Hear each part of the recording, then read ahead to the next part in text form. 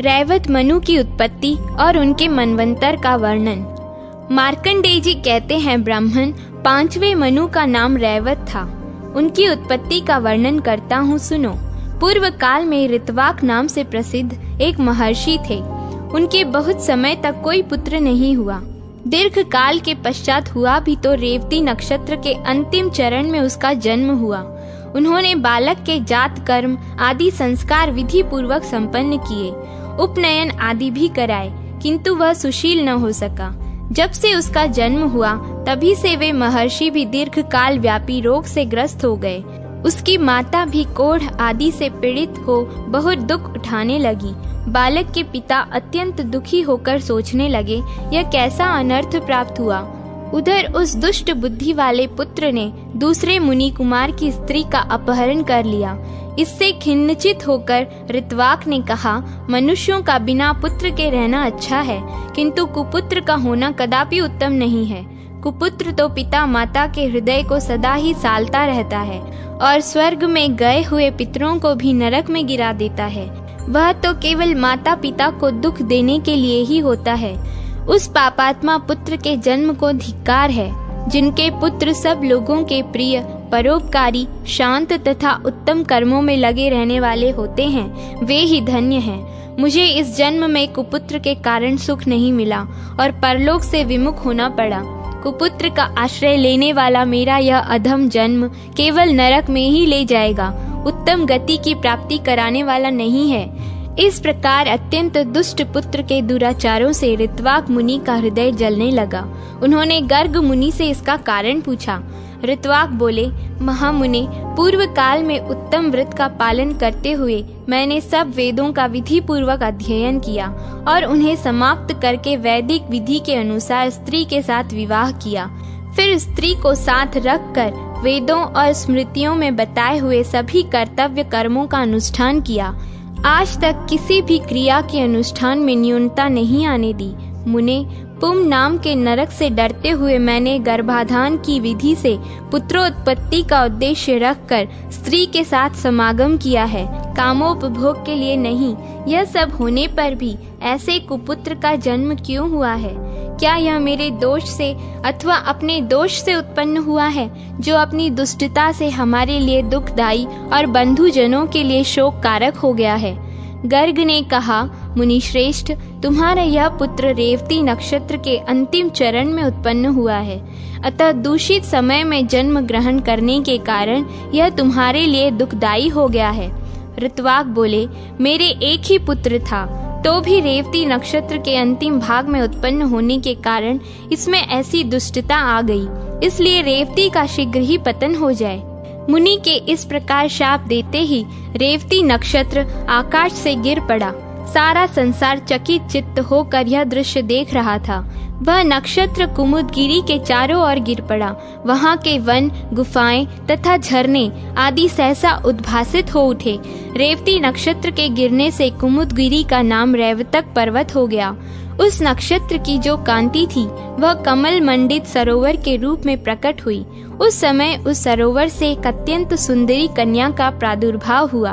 वह रेवती की कांति से प्रकट हुई थी, इसलिए प्रमुच मुनि ने उसे देखकर उसका नाम रेवती रख दिया। वह उनके आश्रम के पास ही प्रकट हुई थी, इसलिए वे ही पिता की भांति उसका पालन पोषण करने लगे। जब कन्या यौवनावस्था में पदार्पण कर चुकी, तब प्रमुच मुनि उसके लिए योग्य वर पूछने के विचार से अग्निशाला में गए। उनके प्रश्न करने पर अग्निदेव ने उत्तर दिया, इस कन्या के स्वामी राजा दुर्गम होंगे, जो महाबली, महापराक्रमी, प्रिय वक्ता और धर्मवत्सल हैं। इसी बीच में मृगया के प्रसंग से राजा दुर्गम मुनि के आश्रम पर आ पहुँचे। वे प्रियव्रत के वंश में उत्पन्न अत्यंत बलवान और पराक्रमी थे। उनके पिता का नाम विक्रमशील था और वे कालिंदी के गर्भ से उत्पन्न हुए थे। आश्रम में पहुंचने पर जब उन्हें ऋषि नहीं दिखाई दिए, तब उन्होंने रेवती को प्रिय कहकर संबोधित किया और पूछा, सुंदरी, बताओ तो सही, मुनिश्रेष्ठ प्रमुख इस आश्रम से कहाँ गए हैं? मैं उन्हें प्रणाम करना चाहता हूँ। मुनि अग्निशाला में बैठे हुए थे।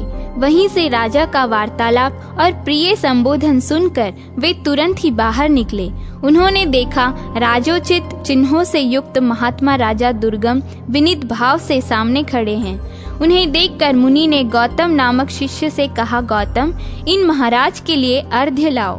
राजा अर्घ्य स्वीकार करके जब आसन पर विराजमान हुए तब महामुनि प्रमुख ने स्वागत पूर्वक पूछा, राजन, आपके घर सेना, खजाना, मित्र, भृत्य, मंत्री तथा शरीर की कुशलता तो है ना? राजा ने कहा, सुव्रत, आपकी कृपा से मेरे यहाँ सब कुशल से है, कहीं भी कुशल का अभाव नहीं है। ऋषि बोले, राजन, मेरे यहाँ एक कन्या है, इसके लिए वर ढूंढने की इच्छा से मैंने अग्निदेव से पूछा था, इसका पति कौन होगा? अग्निदेव ने कहा, राजा दुर्गम ही इसके स्वामी होंगे, इसलिए अब आप मेरी दी हुई इस कन्या को ग्रहण करें। आपने भी प्रिय कहकर इसको संबोधित किया है, अतः अब क्यों विचार करते हैं? मुनि की बात सुनकर राजा दुर्गम मौन रह गए। तब महर्षि प्रमुख अपनी कन्या का वैवाहिक कार्य संपन्न करने को उद्यत हुए। अपने विवाह के लिए पिता को उद्यत देख कन्या ने विनय से मस्तक झुकाकर कहा, पिताजी, यदि आपका मुझ पर प्रेम है तो कृपा करके मेरा विवाह रेवती नक्षत्र में ही कीजिए। ऋषि बोले, भद्रे, ऋत्वाक नाम से विख्यात तपस्वी मुनि ने रेवती नक्षत्र पर क्रोध करके उसे नक्षत्र मंडल से नीचे गिरा दिया है। कन्या ने कहा, पिताजी, क्या ऋत्वाक मुनि ने ही ऐसी तपस्या की है? आपने नहीं? यदि आप भी तपस्वी हैं तो रेवती नक्षत्र को पुनः आकाश में स्थापित कीजिए। आप उसी नक्षत्र में मेरा विवाह क्यों नहीं करते? ऋषि बोले, भद्रे, तेरा कल्याण हो, अब तू प्रसन्न हो जा। मैं तेरे लिए रेवती नक्षत्र को पुनः चंद्रमा के मार्ग में स्थापित करता हूँ। तदनंतर महामुनि प्रमुख ने अपनी तपस्या के प्रभाव से रेवती नक्षत्र को पुनः पहले की ही भांति चंद्रमंडल से संयुक्त कर दिया। फिर उसी नक्षत्र में वैदिक मंत्रों का उच्चारण करते हुए कन्या का विधि पूर्वक विवाह किया और प्रसन्न होकर अपने जामाता से कहा, राजन, बताइए, मैं इस विवाह में दहेज के रूप में आपको क्या दूं? मेरी तपस्या अप्रतिहत है, मैं आपको दुर्लभ वस्तु भी दे सकता हूँ। राजा ने कहा, मुने, मेरा जन्म स्वयं भूव मनु के वंश में हुआ है, अतः मैं आपकी कृपा से ऐसा पुत्र चाहता हूँ जो मनवंतर का स्वामी हो। ऋषि बोले, राजन, तुम्हारी यह कामना पूर्ण होगी। तुम्हारा पुत्र मनु होकर संपूर्ण पृथ्वी का उपभोग करेगा और धर्म का ज्ञाता होगा। तब राजा उस स्त्री को साथ ले अपने नगर को चले गए। उनसे रेवती के गर्भ से रैवत का जन्म हुआ, जो सब धर्मों से संपन्न और मनुष्यों से अजेय था। वे सब शास्त्रों के ज्ञाता और वेद विद्या के विशारद थे। उनके मनवंतर में सुमेधा, भूपति, वैकुंठ और अमिताभ ये 4 देवगण थे। इनमें से प्रत्येक गण में 14 देवता थे। इन चारों देवगणों के स्वामी विभु नामक इंद्र थे, जिन्होंने 100 यज्ञों का अनुष्ठान करके इस पद को प्राप्त किया था। हिरण्य रोमा, वेदश्री, ऊर्ध्वबाहु, वेदबाहु, सुधामा, पर्जन्य, महामुनि तथा वेद वेदांतों के पारगामी महाभाग वशिष्ठ ये 7 रैवत मनवंतर के सप्तऋषि थे। बलबंधु, महावीर्य, सुयष्टव्य तथा सत्यक आदि रैवत मनु के पुत्र हुए थे।